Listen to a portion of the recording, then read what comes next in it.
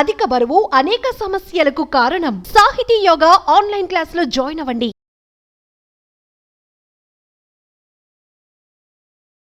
ముందుగా సుమన్ టీవీ ప్రేక్షక మహాశయులకు హృదయపూర్వక నమస్కారములు. నా పేరు డాక్టర్ ఎలగందుల శ్రీనివాసులు, ఎండి ఆయుర్వేద, అట్లాగే retired professor from government, managing director Lakshmi Ayurveda hospital, Vanasthalipuram, Hyderabad. ఆయుర్వేదంలో చెప్పినటువంటి జీవన సూత్రాలను మన సమాజం పాటించినట్టయితే వారికి ఎలాంటి సమస్యలు అనేటివి ఉండవు. కాకపోతే ఈ దైనందిన నిత్య జీవితంలో వారి యొక్క హడావిడి అవకాశాలు ఉన్నందున వారికి విపరీతమైన సమస్యలతోటి చాలామంది బాధపడుతూ ఉన్నారు. దాంట్లో ఒక భాగమే ఆర్థరైటిస్. దాన్నే మా ఆయుర్వేద ప్రకారంగా సంధిగత వాతము లేదా ఆస్టియో ఆర్థరైటిస్ అని అంటాము. ఈ ఆర్థరైటిస్ అనేది సంధిగత వాతం అంటే ఆస్టియో ఆర్థరైటిసు మరియు రొమటైడ్ ఆర్థరైటిస్ అంటే ఆమవాతం అని చెప్తాము. థర్డ్ గౌటు అనేది కీళ్ళవాతము. అంటే ఈ రెండు బాగా ముదిరిన వాళ్లకు గౌట్ ఆర్థరైటిస్ వచ్చే అవకాశాలు ఉంటాయి. ముందుగా మనము సంధిగత వాతం. సంధిగత వాతము అంటే సంధిగత వాతం అంటే ఇది జాయింటు. ఈ జాయింట్ మధ్యలో ఉన్నది వాతం. అంటే ఈ రెండు జాయింట్ల నడుమ ఉన్నదే సంధిగత వాతం. అంటే సంధివాతం అని మేమంటాము. ఆస్టియో ఆర్థరైటిస్ అని మన మోడర్న్ సైన్స్ చెప్తా ఉన్నది. సరే, ఏది ఏమైనా ఈ సంధిగత వాతము అనేది జనరల్గా ఎబోవ్ 40 to 60 ఇయర్స్ ఎబోవ్ వాళ్ళకే వస్తూ ఉంటుంది. ఎందుకంటే వాళ్ళు ఇన్ టైంలో భోజనం చేయకపోవడం ఒక కారణం అయితే, చేసిన భోజనం కూడా క్వాలిటేటివ్గా లేకపోవడము రెండవ కారణము. ముఖ్యంగా ఈ దైనందిన జీవితము లోపల ఎక్సర్సైజ్ అనేది బాడీకి లేకపోవడం కూడా ఒక ముఖ్య కారణం. అంటే మనము భోజనం చేసింది అది అరగాలనుకున్నా, మనం ఏ పనులు చేయాలనుకున్నా అట్లీస్ట్ ఒక 30 to 40 మినిట్స్ వాకింగ్ కానీ, జాగింగ్ కానీ, యోగా కానీ, మెడిటేషన్ కానీ, జిమ్ కానీ, మీకు ఏది నచ్చితే అది అట్లీస్ట్ ఒక 35 to 40 మినిట్స్ కనుక చేసినట్టయితే మనకి ఎలాంటి వ్యాధులు రావు అని ఆయుర్వేదం చెప్తా ఉన్నది. సరే, ఏది ఏమైనా ఈ కారణాలతోటి ఎక్కువగా సిట్టింగ్ చేసేవాళ్ళు, ముఖ్యంగా నేను చెప్పేది ఏంటంటే ఈ సాఫ్ట్వేర్లు ఇంజనీర్లు అనుకోండి, ఆఫీసులో వర్క్ చేసే వాళ్ళు అనుకోండి, వాళ్ళు పోయి సీట్లో కూర్చున్నారంటే ముందట కంప్యూటర్ ఉంటుంది. 3-4 గంటల వరకు కదలకుండా వాళ్ళకు హెవీ వర్క్ ఉంటుంది. దాంతో రక్త ప్రసరణ అనేది సరిగ్గా జరగక వాళ్ళకు ఈ రక్త ప్రసరణ కరెక్ట్గా జరిగినట్టయితే ఎలాంటి డిసీజెస్ అనేది రావు. వాటి లోపల ముఖ్యమైనది సంధిగత వాతము అంటే ఆస్టియో ఆర్థరైటిస్. అంటే రెండు కీళ్ళ నడుమ మనకు ఒక సైనోవిల్ ఫ్లూయిడు, సైనోవిల్ మెంబ్రేను, దానికి ఆనుకొని లిగమెంట్స్, తర్వాత బోన్ టిష్యూ, ప్రాపర్గా ఒక జిగట పదార్థం అనేది ఉంటుంది. వాటి ద్వారానే ఆ కీళ్ళలో కదలికలు అనేటివి బాగా జరుగుతాయి. వాటి లోపల ఏమన్నా డిఫరెన్సు అంటే మనం చెప్పిన అంటే నిదాన పరివర్జనం అని చెప్తారు. మనం ఇప్పుడు అనుకున్నటువంటి సమస్యలే కాకుండా చాలామందికి టెన్షన్స్ ఉంటాయి. దాంతో నిద్ర లేకపోవడం అనేది కూడా ఒక కారణంగా ఉంటుంది.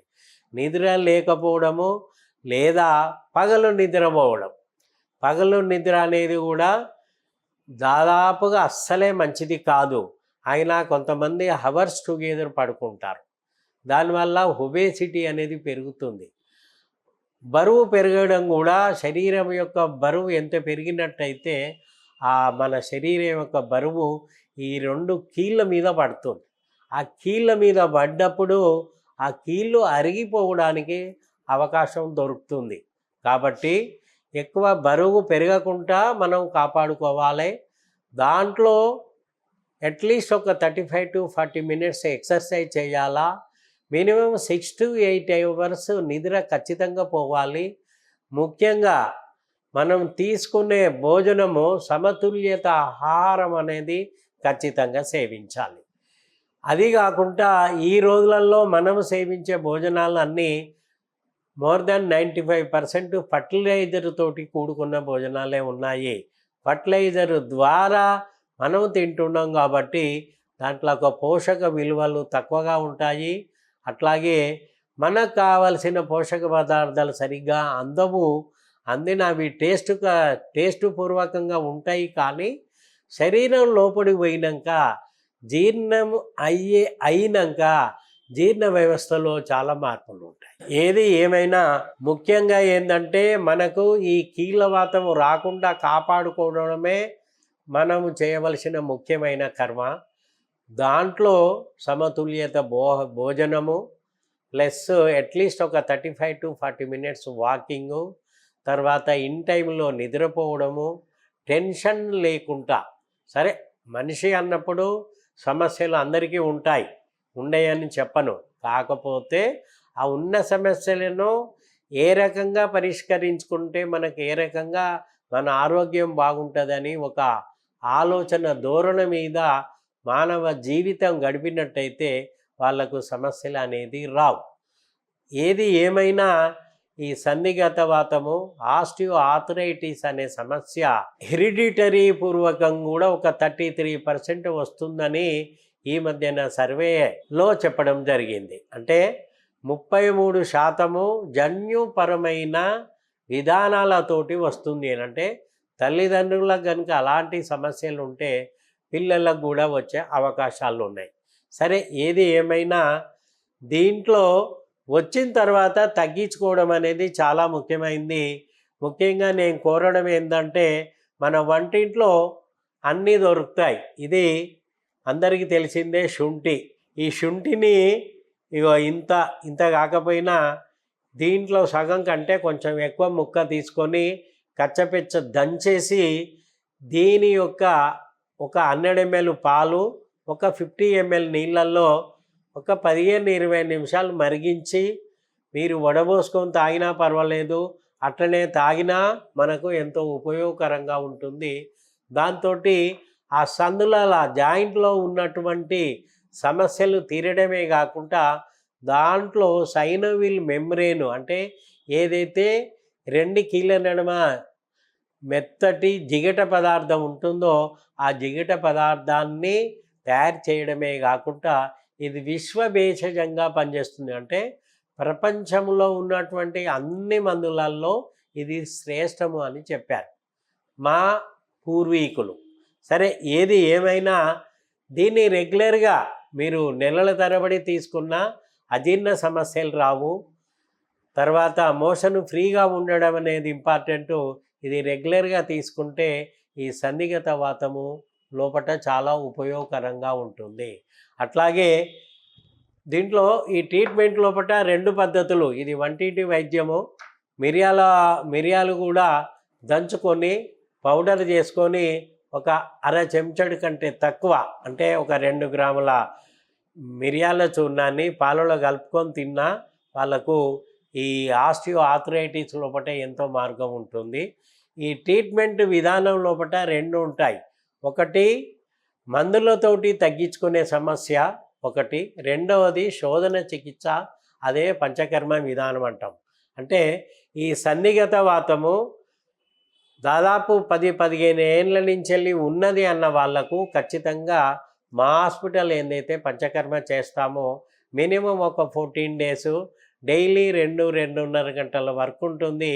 ఈ పంచకర్మ విధానం లోపల మా శాస్త్ర ప్రకారంగా స్నేహనం, స్వేదనం, అంటే స్నేహకర్మ అంటే మెడికేటెడ్ ఆయిల్స్ ఇంటర్నల్గా తీసుకోవడం కానీ, మెడికేటెడ్ గ్లూటాస్ ఇంటర్నల్గా తీసుకోవడం కానీ, లేదా అభ్యంగ స్వేదం అంటే మెసాజు, స్టీమ్ బాత్ లాంటి ట్రీట్మెంట్లు చేయడము ఒకటి. స్వేదం లోపల ఈ పత్రపోటలి పిండ స్వేదం అనేది చాలా ప్రాముఖ్యత. అట్లాగే పొడి కిజీ అనేది కూడా చేస్తాము. ముఖ్యంగా వస్థీకర్మలు దీంట్లో ప్రధానంగా పనిచేస్తాయి. ఈ వస్థీకర్మలు దాంట్లోపట ఒకరోజు అనువాసన వస్థి, ఒకరోజు నిరువ వస్థి అనేది చేస్తాము. ఈ అనువాసన వస్థి లోపట అంటే ఈ కీళ్ళవాతం అనేది ఆ వాటిలో ఉన్నటువంటి వాతాన్ని తీసేయడానికి తిక్తరస ప్రధానమైనటువంటి ఘృతాలతోటి తయారు చేసిన తిక్తక ఘృతం కానీ, మహాతిక్తక ఘృతం కానీ, పంచతిక్త గుగ్గులు ఘృతం కానీ ఒక 40 to 50 ml అనువాసన వస్థిగా ఇస్తాము. నెక్స్ట్ డే నిరువ వస్థి అంటే దశమూలాది క్వాత చూర్ణంతో నిరువ వస్థి చేస్తాం. దానివల్ల జస్ట్ ఒక 10-14 రోజుల లోపట, 14 రోజులు అంటే ఒక 4 నిరువ వస్తువులు, ఒక 11 అనువాసన వస్తువులు కనుక చేసినట్టయితే వాళ్ళకి 14 డేస్ లోపట చాలా వరకు రిలీఫ్ అనేది దొరుకుతూ ఉన్నది. ఎలాంటి విష పదార్థాలు అనేది చేరవు, అంటే సైడ్ ఎఫెక్ట్స్ మా ట్రీట్మెంట్ లోపల ఎలాంటివి జరగవు. ఒక సన్నిగత వాతమే కాదు, ఈ పంచకర్మ విధానం లోపల పంచకర్మ విధానాలు పాటించడం మూలంగా వాళ్ళకి ఇంకొక సమస్యలు రాకుండా ఉండడమే కాక లైఫ్ యొక్క లాంగ్విటీ పెంచడానికి ఉపయోగపడుతుంది. అట్లాగే ఏ డిసీజు ఉన్నా అన్ని డిసీజులకు చక్కటి పరిష్కార మార్గంగా మా ఆయుర్వేద శాస్త్రంలో చెప్పినట్టు మేము చేయడం జరుగుతూ ఉంది. మా హాస్పిటల్లో అన్ని రకాల ఫెసిలిటీస్ ఉన్నాయి. తర్వాత ఎంతోమందికి ఈ సన్నిగత వాతాలు మేము తగ్గించాము. అలోపతిక్ లోపట పెయిన్ కిల్లర్స్ చాలా ఉంటాయి. అవి ఎక్కువ రోజులు వేసుకున్నట్టయితే కిడ్నీ సమస్యలు కానీ, లివర్ సమస్యలు కానీ, ఆ 2 ఆర్గాన్స్కు కావలసిన సైడ్ ఎఫెక్ట్స్ వచ్చేసి సమస్యలు ఇంకా ముదిరి టైం బీయింగ్ తగ్గుతుండొచ్చు, కానీ వాళ్ళకు వేరే సమస్యలు వచ్చే అవకాశాలు ఉంటాయి. కాబట్టి ఆయుర్వేదం లోపట ఈ శోధన చికిత్సలతోటి చేయించుకున్నట్టయితే ఎంతో ఉపయోగకరంగా ఉంటుంది. అట్లాగే మా దగ్గర వమనం విరేచనం కూడా మా శాస్త్రజ్ఞులు చెప్పారు. అంటే వాంతులు చేయించడము, తర్వాత విరేచనం చేయించడం. విరేచనం అనేది ఈ ఆథరైటిక్ డిసీజ్ లోపట ఇది ఏరండ తైలము. ఈ ఏరండ తైలాన్ని జస్ట్ ఒక 20 ml, ఒక 40 ml గోరువెచ్చని నీళ్ళల్లో రాత్రి పడుకున్నప్పుడు తాగినట్టయితే వాళ్ళకు మోషన్ ఫ్రీ అవుడే కాకుండా ఈ ఆయిల్ యొక్క ప్రభావంతో ఆ జాయింట్ లోపట కొంచెం గుజ్జు పెరగడానికి ఉపయోగపడుతూ ఉంది. కాబట్టి ఈ ఏరండ తైలం అనేది వారానికి 2 రోజుల చొప్పున, డైలీ కూడా కాదు, వారానికి 2 రోజుల చొప్పున ఒక 15 to 20 ml మీరు సేవించినట్టయితే కూడా ఈ సన్నిగత వాతము తగ్గడానికి ఎంతో అవకాశం ఉంటుంది. అట్లాగే ఇది లాక్షాది గుగ్గులు. ఈ గుగ్గులు కూడా ఉదయం 2, రాత్రికి 2 ఒక 6 మాసాలు కానీ 9 మాసాలు కానీ తీసుకున్న వాళ్ళకు ఎంతో ఉపయోగకారిగా ఉంటుంది. అట్లాగే ఇది సింహనాద గుగ్గులు. ఈ సింహనాద గుగ్గులు కూడా సన్నిగత వాతములో పూట ఒక బ్రహ్మాండమైన గుగ్గులు.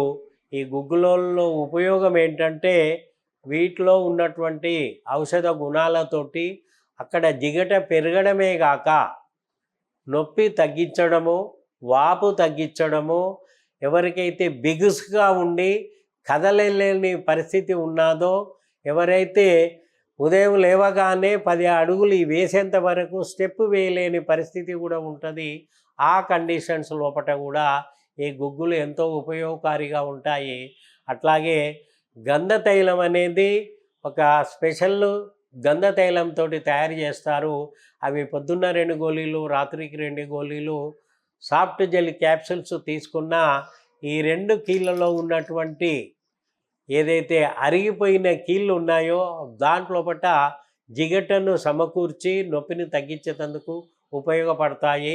అట్లాగే గంధర్వాస్తాది కషాయం అని, మహారాష్నాది కాడ అని, తర్వాత అష్టవర్గ కషాయం అని, రాసినది కషాయం లాంటి టానిక్స్ ఉంటాయి. అవి కూడా ఒక 15 ml ఉదయం, 15 ml సాయంత్రం ఒక 6 మాసాలు కానీ ఒక 1 year తిన్నా మీకు ఎలాంటి సమస్యలు ఉండవు.